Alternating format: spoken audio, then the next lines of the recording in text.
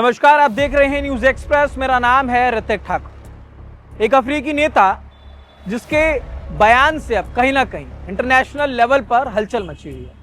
ये वो अफ्रीकी नेता है जिन्होंने खुलेआम फ्रांस को चुनौती दी, पश्चिम देशों की नीतियों पर सवाल उठाए। लेकिन अब एक ऐसा बयान जिससे कई सारे सवाल जो हैं वो खड़े होते हैं। अब इस बार मामला जो है वो फ्रांस का नहीं है, सोने की खदानों का नहीं है, मामला है उन बच्चों का, उन छात्रों का जो लगातार देश छोड़कर जा रहे हैं। और इस बात की चिंता हो रही है captain Ibrahim Traore. Burkina Faso के सैन्य प्रमुख का एक बयान जिसमें उन्होंने साफ तौर पर बताया कि लगभग 800 से ज्यादा जो बच्चे हैं वो देश के बाहर जा चुके हैं। अपने देश में इस बारे में जानकारी तक नहीं थी और लगभग से लोग हैं, कोई शरिया, कोई इस्लाम की पढ़ाई कर रहा है। लेकिन इन सबके बीच सवाल ये है कि आखिरकार बुर्किना फासो के सैन्य प्रमुख को किस बात की चिंता सता रही है।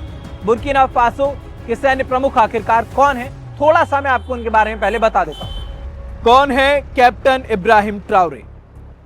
सितंबर 2022 से बुर्किना फासो के सैन्य शासक, दुनिया के सबसे युवा राष्ट्र अध्यक्षों में शामिल, आतंकवाद के खिलाफ सख्त अभियान का दावा, फ्रांसीसी प्रभाव कम करने और आत्मनिर्भरता की बात करने वाले, अफ्रीका में तेजी से उभरी लोकप्रिय पहचान।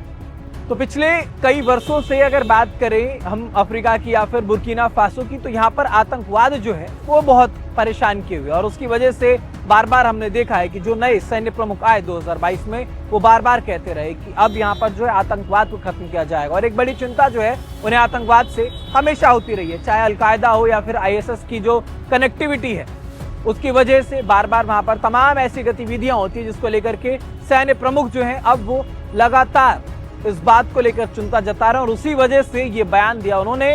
इस बार जब बयान दिया तो उसमें साफ कहा, सरकार विदेश में पढ़ रहे बुर्किना फासो के छात्रों का सारा रिकॉर्ड तैयार कर रही है। उनके मुताबिक सऊदी अरब में मौजूद लगभग 1000 छात्रों में से 800 से अधिक छात्र सरकार को जानकारी दिए बिना देश छोड़कर चले गए। ट्राओरे का यह दावा है कि देश के दूतावास के पास भी इन छात्रों का कोई रिकॉर्ड नहीं है। इसके बाद उन्होंने कहा कि इन छात्रों में बड़ी संख्या में शरिया और इस्लामी कानून की पढ़ाई करने वाले बच्चे थे। और यहीं पर उन्होंने सवाल उठाया कि वो इन कानूनों को आखिर लागू कहां करना चाहते हैं। बुर्किना फासो में, यहां पर तो ऐसा नहीं होगा। यानी कि साफ तौर पर ट्राओरे ने अपने संबोधन में, अपने बयान में ये बोला कि इस तरीके की जो कट्टरपंथी है वो बुर्किना फासो में तो नहीं चल सकते। और इसी बात के बाद उन्होंने साफ तौर पर एक चेतावनी भी दे दी, सभी छात्रों का रिकॉर्ड तैयार होगा, सरकार की अनुमति के बिना विदेश में रहने वालों पर कार्रवाई, वापस आने से इनकार करने पर नागरिकता पर भी विचार।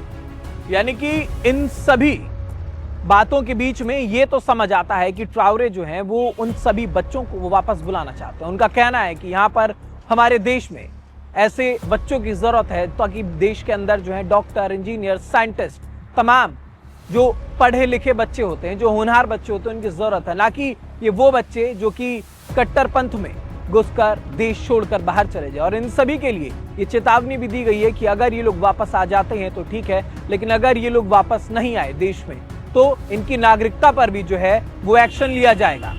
तो आतंकवाद को लेकर के भी ट्राओरे ने साफ शब्दों में कहा, बुर्किना फासो वर्षों से आतंकवाद का सामना कर रहा है।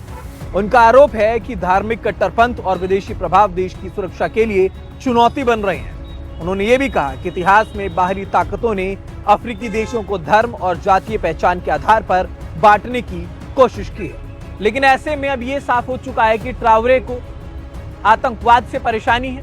उनका साफ तौर पर कहना है कि जो बच्चे देश के बाहर जा रहे हैं, बिना बताए जा रहे हैं, उनका एक रिकॉर्ड तैयार किया जा रहा है, उनके खिलाफ एक्शन भी होगा अगर वो वापस नहीं आते हैं तो। देश को ऐसे युवाओं की जरूरत है जो इस देश को लगातार आगे बढ़ाए। उन्होंने साफ तौर पर कहा है डॉक्टर, इंजीनियर, साइंटिस्ट, तमाम जो लोग हैं, तमाम जो बच्चे हैं वो यहाँ पर रहेंगे तो देश का विकास होगा। इसी सब के ऊपर उन्होंने बोला। और आतंकवाद को लेकर के भी उन्होंने साफ तौर पर जिक्र किया कि आतंकवाद को खत्म करने के लिए मैं कुछ भी करूंगा। तो ये सैन्य प्रमुख की ये बातें थी जिसने बताया कि बुर्किना फासो में अब किस तरीके से एक्शन लिया जा रहा है। फिलहाल इस खबर पर आपकी क्या राय है, हमें कमेंट बॉक्स में जरूर बताइएगा।